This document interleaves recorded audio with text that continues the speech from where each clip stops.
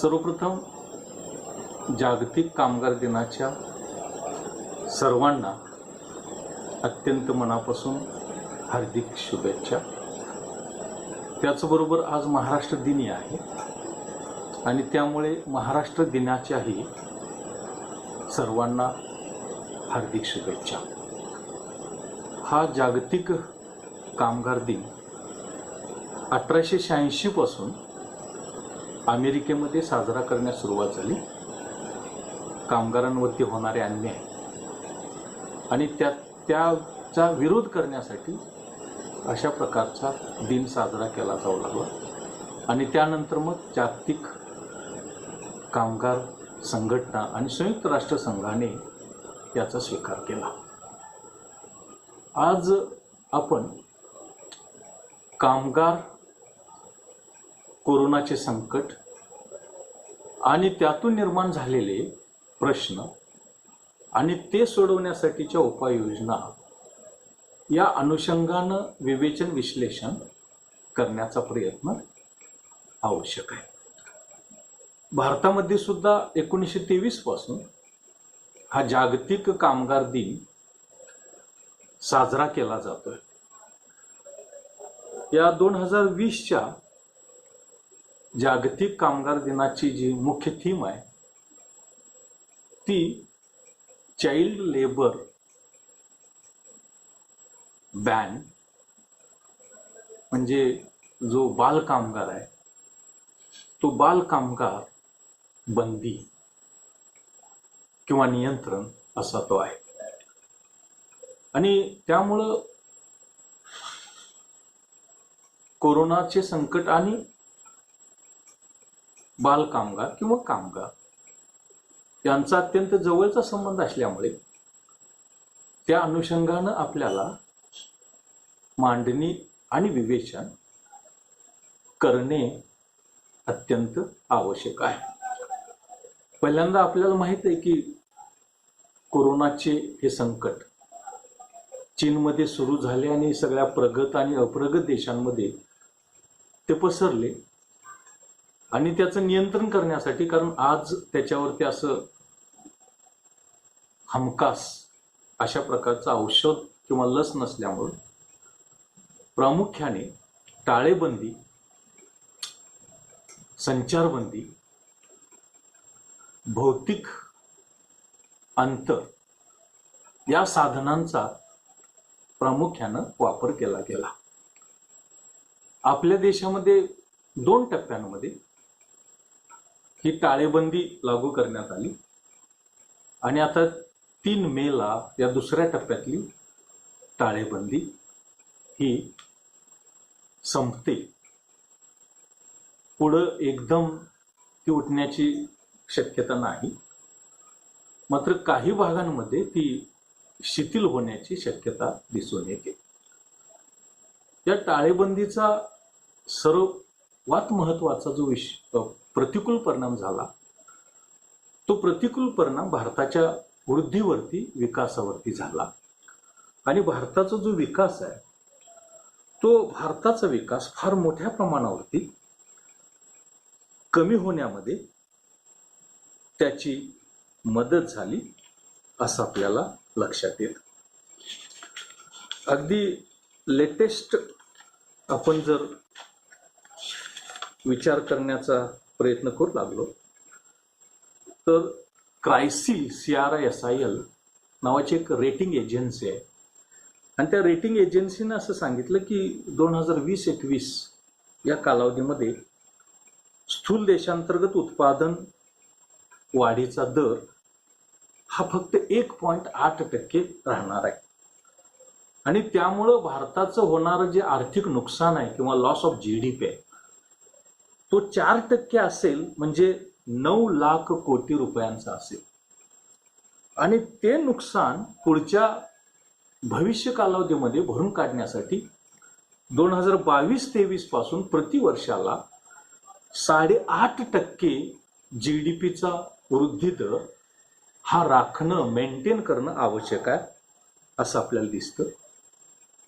आणि जागतिक बँकेच्या मते, नाणेनिधीच्या मते गेल्या 40 वर्षामध्ये एवढा भारताचा वृद्धी दर कमी होण्याची ही पहिली वेळ निर्माण झालेली आहे असं आपल्याला दिसतं.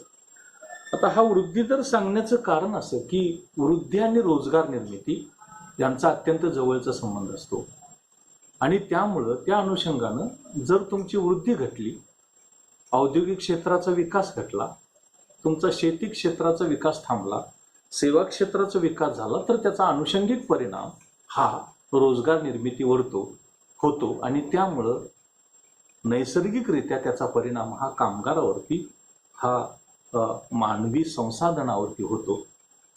त्या देशातला अधिकारी असू दे किंवा शिक्षक असू द्या किंवा अजून कुठल्या क्षेत्रातला कामगार असू दे, ते सगळे एकच मानवी संसाधन, ह्युमन रिसोर्स या कॅटेगरीमध्ये आपल्याला त्याकडे बघणं आवश्यक आहे, त्याचा विचार करणं आवश्यक आहे.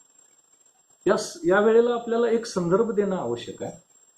तो संदर्भ म्हणजे माजी राष्ट्रपती APJ अब्दुल कलाम यांनी एक ग्रंथ लिहिला होता, इंडियन इकॉनॉमी सुप्रीम बाय 2020 नावाचा. आणि त्यामध्ये त्यांनी भारत हा आर्थिक महासत्ता कसं होणार याचं विवेचन विश्लेषण दिलं होतं. आणि त्याचं समर्थन त्यांनी असं केलं की भारत हा तरुणांचा देश आहे, यंग इंडिया आहे. 15 ते 29 वयोगटातील भारतातली लोकसंख्या जगामध्ये जास्त आहे, ती 62% अधिक आहे. आणि त्यामुळं त्यालाच आपण लोकसंख्येचा लाभांश, डेमोग्राफिक डिव्हिडंड असं म्हणतो. तो डेमोग्राफिक डिव्हिडंड हा भारताला उपलब्ध आहे जगातल्या राष्ट्रांमध्ये आणि त्याचा उत्पादक कार्यासाठी वापर आपल्याला करता येईल आणि त्यामधून भारताचं विकासाचं इंजिन हे गतिमान करून भारत 2020 पर्यंत आर्थिक महासत्ता होणार अशा प्रकारचं विवेचन विश्लेषण त्यांनी केलेलं होतं. ही गोष्ट खरी आहे की भारत हा तरुणांचा देश आहे. 15 ते 29 वयोगटातली लोकसंख्या 62% अधिक आहे आणि यालाच आपण करती लोकसंख्या असं म्हणतो. करती लोकसंख्या म्हणजे 15 ते 60 वयोगटातली लोकसंख्या. या सगळ्याचा विचार आपण केला. एका बाजूनं लोकसंख्येचा लाभांश आपल्याला उपलब्ध आहे आणि दुसऱ्या बाजूनं करती लोकसंख्या आपल्या देशामध्ये आहे. या एकत्रित सगळ्यांचा आपण वापर केला, त्याला आपण कामगार असं म्हणू किंवा त्याला आपण करती लोकसंख्या असं म्हणू. ती आपल्याला ही उत्पादक कार्यामध्ये गुंतवणं आवश्यक आहे आणि तिचा वापर करून विकासाची गती, वृद्धीची गती ही वाढविणं शक्य आहे. 2017-18 मध्ये ज्याला आपण लेबर फोर्स पार्टिसिपेशन रेट असं म्हणतो, तो 15 ते 29 वयोगटातला 38% होता. 15 वर्षापेक्षा अधिक तो 49.8% होता आणि देशासाठी तो 37% होता. तर दुसऱ्या बाजूला प्रत्यक्ष कामामध्ये सहभागी झालेल्या लोकांचं किंवा श्रमिकांचं प्रमाण हे देशासाठी 35% होतं, ग्रामीण भागासाठी 35% होतं आणि शहरी भागासाठी 34% होतं. असे चित्र आपल्याला दिसतं. याबरोबरच आपल्या देशामध्ये रोजगार निर्मितीचा दर हा फक्त 1% आहे, तो पण खाजगी क्षेत्रामध्ये आहे आणि सार्वजनिक किंवा सरकारी क्षेत्रामध्ये तो वजा किंवा मायनस आहे. त्याचाही विचार आपल्याला या अनुषंगानं करता येईल. आपण रोजगाराचं विश्लेषण करताना आपल्याला असं लक्षात येतं की साधारणतः रोजगाराचं औपचारिक रोजगार आणि अनौपचारिक रोजगार अशा पद्धतीनं वर्गीकरण केलं जातं. आणि त्याचा जर आपण विचार करू लागलो तर आपल्या देशामध्ये औपचारिक रोजगाराचं प्रमाण हे 10%च्या आत आहे आणि अनौपचारिक रोजगाराचं प्रमाण हे जवळपास 90%पेक्षा अधिक आहे. की ज्या रोजगारामध्ये कामाचे तास फिक्स नसतात, वेतनाचे दर फिक्स नसतात, सामाजिक सुरक्षितता योजनांचा कोणताही लाभ नसतो आणि कामगारावरती सातत्यानं टांगती तलवार आणि त्याचं होणारं एक्सप्लॉटेशन, पिळवणूक ही त्याची वैशिष्ट्य आपल्याला सांगता येतं. आता एक सर्वेक्षण झालं आणि या सर्वेक्षणामध्ये असे लक्षात आलेलं आहे की संघटित क्षेत्रामध्ये कामगारामध्ये सुद्धा त्यांच्या कामाचा आणि मालकाचा करार झालेला नसतो. त्यानंतर त्यांना रजेची तरतूद किंवा वेतनासहित रजा याची सुविधा उपलब्ध नसते. आणि त्याचबरोबर सामाजिक सुरक्षितता योजना सुद्धा त्याचाही लाभ त्यांना उपलब्ध नसतो किंवा तोही लाभ त्यांना घेता येत नाही, असे चित्र आपल्याला या अनुषंगानं दिसतं. एका बाजूला आर्थिक वृद्धी दर कमी झालेला आहे, औद्योगिक क्षेत्राची प्रगती कमी झालेली आहे, शेती क्षेत्राचा विकास कमी झालेला आहे, सेवा क्षेत्राचा विकास कमी झालेला आहे, आंतरराष्ट्रीय व्यापार कमी झालेला आहे, निर्यात कमी झालेली आहे. या सगळ्या घटकांचा परिणाम म्हणून आपल्या देशामध्ये रोजगार निर्मिती जवळपास ठप्प झाल्यामुळं कामगारांच्या जीवन मरणाचा, जगण्याचा आणि जिवंत राहण्याचा प्रश्न निर्माण झालेला आहे. एक आकडा असं सांगतो की जवळपास 40 कोटी लोक हे अनौपचारिक क्षेत्रातले कामगार आहेत, इन्फॉर्मल सेक्टरमधले कामगार आहेत. या कोरोनाच्या इन्फेक्शनवरती नियंत्रण ठेवण्यासाठी आपण ही जी टाळेबंदी स्वीकारली, त्यातून वृद्धी दर अर्थव्यवस्थेचा, औद्योगिक विकासाचा, सेवा क्षेत्राचा आणि शेतीचा सुद्धा, आंतरराष्ट्रीय व्यापार सुद्धा फार मोठ्या प्रमाणावरती घटल्याचा परिणाम हा रोजगार निर्मिती वेगानं घटण्यामध्ये झाल्याचं चित्र आपल्याला दिसतं. आणि त्याचा परिणाम आपल्याला असं दिसतो की त्यामुळं आपल्या देशामध्ये एकतर हे सगळेच्या सगळे अनौपचारिक कामगार, त्या क्षेत्रातले कामगार बेकार झाले, त्यांचं उत्पन्न थांबलं, त्यांना मिळणारं वेतन थांबलं, ते स्थलांतरित झालेले होते जवळच्या राज्यातून किंवा आपल्या ठिकाणापासून. त्यामुळं काम थांबल्यामुळं वेतन थांबलं, येणारं उत्पन्न थांबलं, जगण्याचा प्रश्न निर्माण झाला. हे सगळं एका बाजून होत असताना आपण 91 नंतरच्या कालावधीमध्ये फक्त वृद्धीच्या पाठीमागे लागलो आणि आपण रोजगार निर्मितीकडे फार लक्ष दिलं नाही. त्याचा परिणाम म्हणून 2016-17ला NSSOने एक रिपोर्ट जाहीर केला होता आणि त्यामध्ये त्यांनी देशासाठीचा बेकारीचा दर हा 6.2% सांगितला. त्यावेळेला लोकांना पटला नाही, सरकारला पटला नाही. तो गेल्या 40 वर्षामधला सगळ्यात जास्त होता.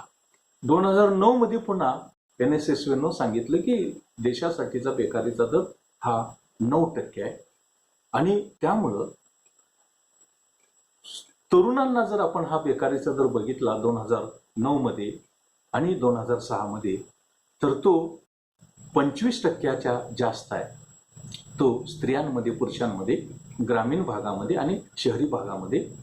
सांगण्याचा मुद्दा असा की भारतात बेकारीचा प्रश्न अत्यंत गंभीर आहे, तो अत्यंत ज्वलंत प्रश्न आहे. हा आपल्याला विचारात घेणं आवश्यक आहे. आता नुकतीच CMIनं आकडे दिलेले आहेत बेकारीच्या संदर्भातले, आणि CMIचे आकडे सुद्धा आपल्याला बरंच काय या बेकारीच्या तीव्रतेच्या संदर्भामध्ये आपल्याला सांगतात. त्यामध्ये देशासाठीचा बेकारीचा दर हा मार्च मधल्या 7.5%वरून 24%पर्यंत वाढला.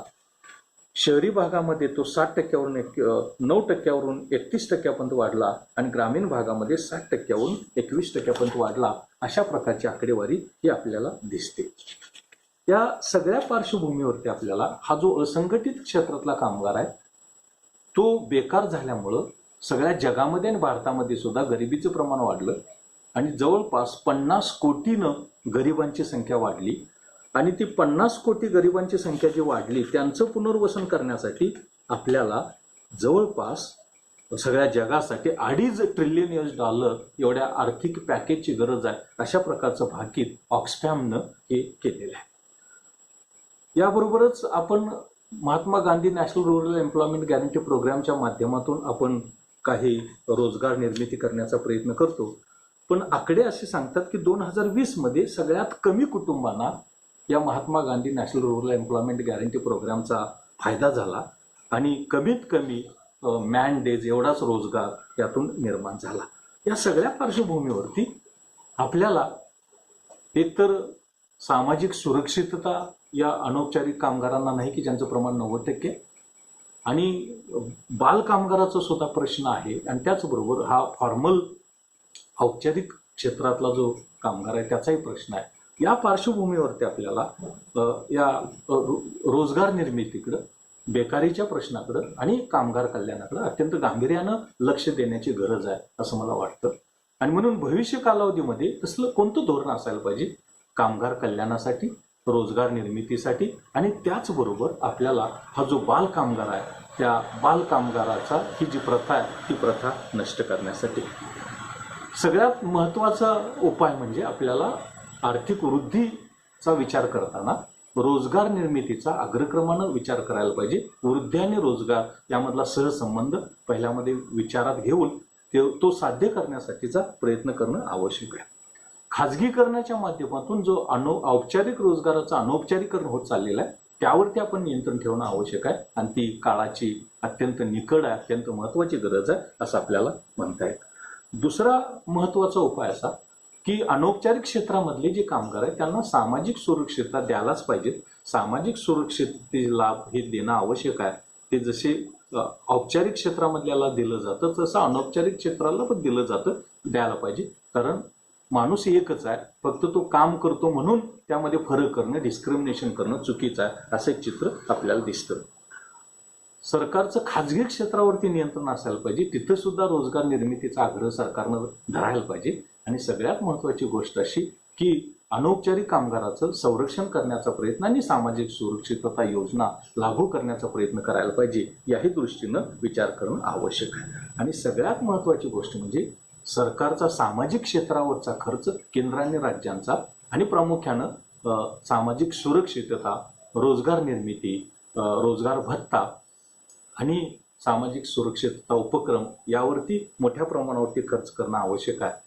आणि सगळ्यात महत्त्वाची गोष्ट हा जो बाल कामगार आहे या बाल कामगारावरती 100% आपण नियंत्रण करायला पाहिजे. ती प्रथा बंद करायला पाहिजे. याही दृष्टिकोनातून आपल्याला विचार करणं आवश्यक आहे. म्हणजे भविष्य कालावधीमध्ये म्हणजे कोरोनाचं संकट गेल्यानंतर किंवा ते हळूहळू शिथिल होत गेल्यानंतर कामगार कल्याण ही आता कालबाह्य होत चाललेली संकल्पना, धोरण ती नव्यानं आणि नव्या जोमानं तिचा विचार करणं आवश्यक आहे. आणि ती प्रत्यक्षामध्ये साध्य करण्यासाठी अत्यंत प्रामाणिकपणे आणि अत्यंत सिन्सिअरली प्रयत्न करणं आवश्यक आहे. तरच खऱ्या अर्थानं कामगाराला आणि कामगार कल्याण या धोरणाला न्याय दिल्यासारखं होईल आणि ते साध्य करण्याचा प्रयत्न केला जाईल, असं करणं शक्य होईल असं मला वाटतं.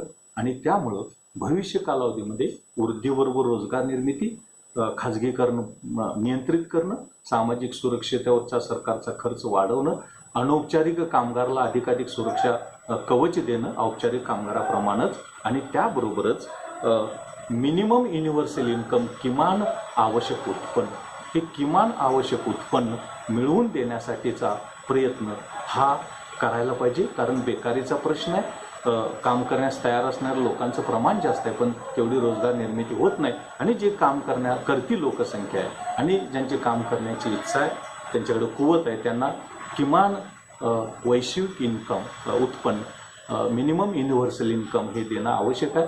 त्यामुळंच गरिबीचा प्रश्न आपल्याला सोडवता येईल. जे 50 कोटी गरिबांमध्ये वाढ झालेली आहे संपूर्ण जगामध्ये आणि त्या प्रमाणामध्ये भारतामध्ये त्याचं नियंत्रण करता येईल. या दृष्टीनं आपण भविष्य कालावधीमध्ये गेलो तर खऱ्या अर्थानं कामगार हा एक महत्त्वाचा उत्पादन घटक आहे, ज्याला आपण मानवी संसाधन किंवा ह्युमन रिसोर्स असं म्हणतो. आणि त्याला न्याय दिल्यासारखं होईल. कारण सगळा विकास, सगळी वृद्धी कोणासाठी? शेवटी मानवी कल्याणासाठी. आणि मानव किंवा मानवी संसाधनं जर समाधानी नसेल, सुखी नसेल, तर मग या विकासाला, वृद्धीला काय अर्थ राहणार नाही. आणि त्यामुळं वृद्धी आणि रोजगार आणि मानवी कल्याण आणि कामगार कल्याण यांचा संबंध जोडायला पाहिजे आणि कामगार कल्याणाकडे अधिक लक्ष द्यायला पाहिजे. रोजगार निर्मिती, सामाजिक सुरक्षितता योजना आणि त्याचबरोबर मानवी आणि कामगारांचं कल्याण या दृष्टीनं प्रयत्न करायला पाहिजे. असं जर आपण भविष्यामध्ये गेलो तर खऱ्या अर्थानं या कोविडची जी महामारी आहे त्यातून नियंत्रण करण्याबरोबरच आपल्याला कामगाराला न्याय दिल्यासारखं होईल, सामाजिक न्याय दिल्यासारखं होईल. आणि ती आज अत्यंत निकडीची गरज आहे. आणि केंद्र सरकार, राज्य सरकार, स्थानिक सरकार सगळ्यांनीच अत्यंत गांभीर्यानं विचार करायला पाहिजे, प्रयत्न करायला पाहिजे. आणि त्याची अत्यंत गरज आहे. आणि खऱ्या अर्थानं मग हा जो जागतिक कामगार दिन आहे तो साजरा केल्यासारखं होईल. आणि कामगार या महत्त्वाच्या उत्पादन घटकाला, संसाधनाला न्याय दिल्यासारखं होईल असं मला वाटतं. कामगार, रोजगार निर्मिती, कामगार कल्याण, सामाजिक सुरक्षितता योजना याला अग्रक्रम द्यावा आणि तीच भविष्यकालीन धोरणाची दिशा असायला पाहिजे असं मला अत्यंत प्रामाणिकपणे वाटतं.